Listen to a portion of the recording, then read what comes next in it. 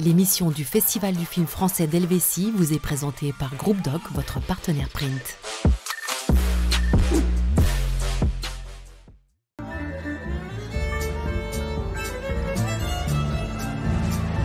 Et c'est parti pour un retour à la normale après une édition jubilée l'année dernière. Le 21e FFFH démarre avec sa traditionnelle soirée d'ouverture pour la première fois au Palais des Congrès. Ce soir, c'est pour nous un immense bonheur, bien évidemment, d'ouvrir les feux avec vous, toutes et tous. Pour le coup d'envoi filmique, c'est comme d'habitude du côté du Rex, avec l'avant-première suisse du long métrage La femme la plus riche du monde. Riche, le mot n'est pas très joli. Fortuné, c'est mieux. Ce drame bourgeois teinté d'un humour grinçant s'inspire de l'affaire Bettencourt qui avait secoué la France. On y suit une riche entrepreneuse s'éprendre d'un photographe parasite. Ce dernier lui soutirera plusieurs centaines de millions d'euros, entraînant un conflit familial. Je ne veux léser personne. Il y a assez d'argent pour tout le monde. Le réalisateur Thierry Cliffat est venu en personne présenter son film à Bienne. Nous l'avons rencontré juste avant la projection. Thierry Cliffat, merci beaucoup d'être avec nous ici à Bienne. Très heureux d'être là. Tout au début du film, sa fille dit à la femme la plus riche du monde, qui est sa maman, « En France, les gens n'aiment pas les riches. Pourquoi avoir fait un film sur ce monde-là » J'ai voulu faire un film sur ce monde-là parce que justement on le montre assez peu. Parce que c'est le monde de la grande bourgeoisie française, industrielle, catholique.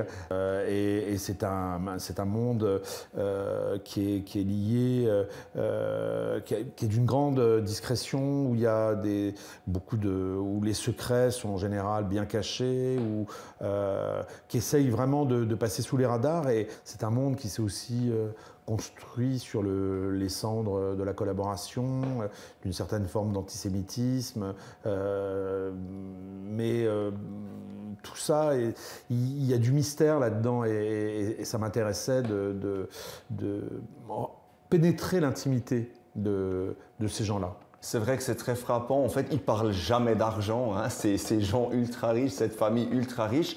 Maintenant, l'histoire est tirée de l'histoire vraie de l'affaire Bettencourt, qui était très médiatisée. Combien dans votre film, l'histoire elle est vraie ou fictionnalisée ?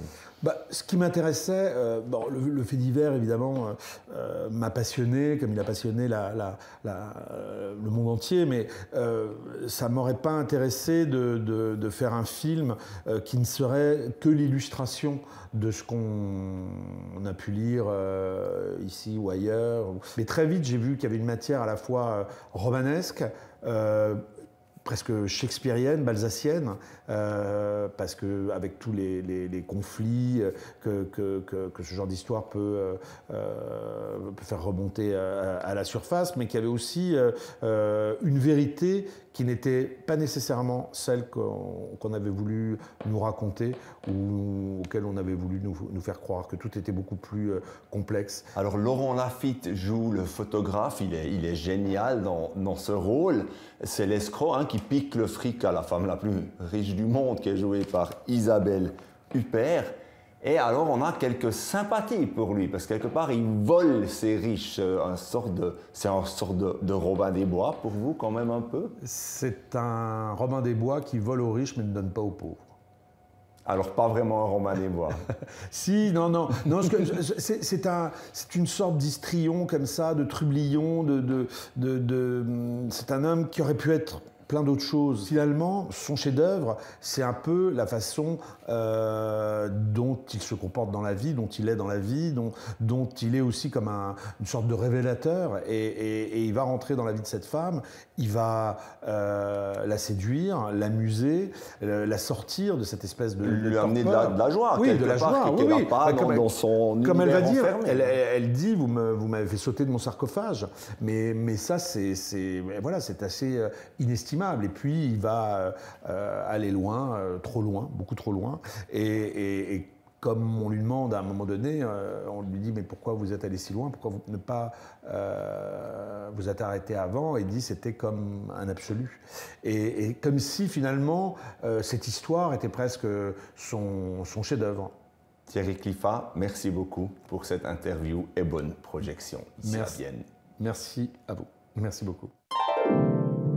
Restez encore avec nous pour découvrir un aperçu de quelques films diffusés durant la Journée Bleue ce samedi.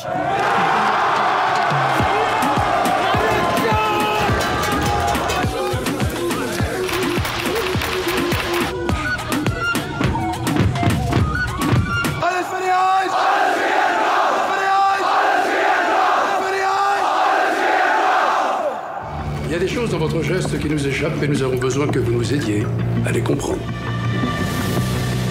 D'abord, regrettez-vous votre acte?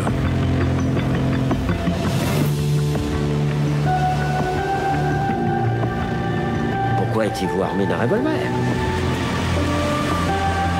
Et pourquoi revenir vers cet endroit précisément? Ah merde! Il faut pas que je m'énerve. Et ça m'énerve. C'est toi la dame qui a gagné Top Chef? Oui, j'ai mon resto à Paris, tu sais. Oh putain, cette jeunesse.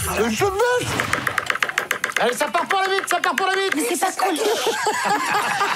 L'émission du Festival du film français d'Helvétie vous a été présentée par Groupe Doc, votre partenaire print.